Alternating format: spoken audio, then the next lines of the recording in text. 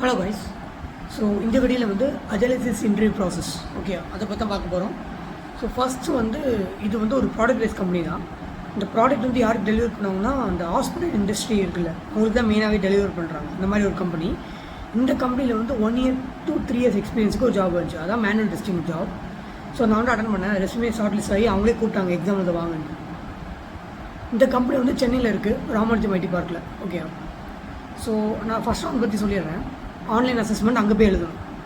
So இதில் டோட்டலாக 60 question 90 minutes. ஓகேயா.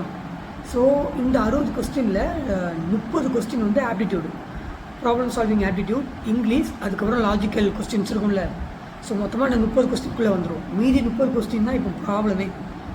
அது வந்து ஃபுல்லாகவே டெக்னிக்கல் டெஸ்டிங் கொஸ்டின் தான்.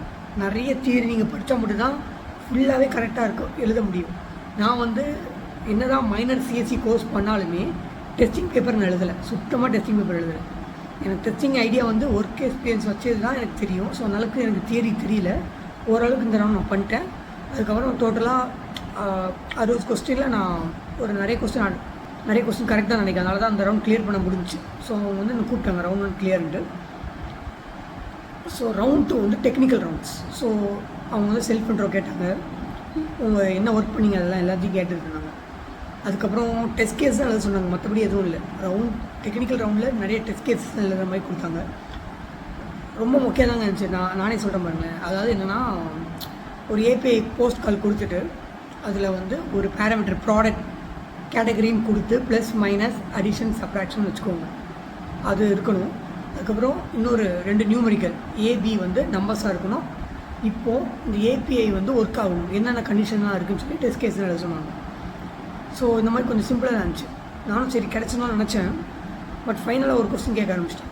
அதாவது என்கிட்ட வந்து 1 year கூட மேனுவல் டெஸ்டிங் எக்ஸ்பீரியன்ஸ் ஆக்சுவலாக இல்லை. ஏன்னா நான் வந்து ஆட்டோமேஷனில் தான் நிறைய ஒர்க் பண்ணியிருக்கேன். மேனுவல் டெஸ்டிங் ரொம்ப கம்மியான டைம் தான்.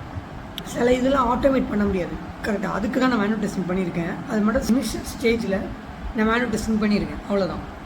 மற்றபடி நான் ஃபுல்லாகவே ஆட்டோமேஷனில் ஒர்க் பண்ணனால அவங்க வந்து இந்த ரோல் உங்களுக்கு கரெக்டாக வருமானு தெரிலன்னு சொல்லிட்டாங்க. டேட்டாவே சொல்லிட்டாங்க அந்த மாதிரி. ஓகே, நானும் ஓகேன்னு சொல்லிட்டு நானும் வந்துட்டேன். ஸோ அவ்வளோதான், இதுதான் இன்டர்வியூ ப்ராசஸ்.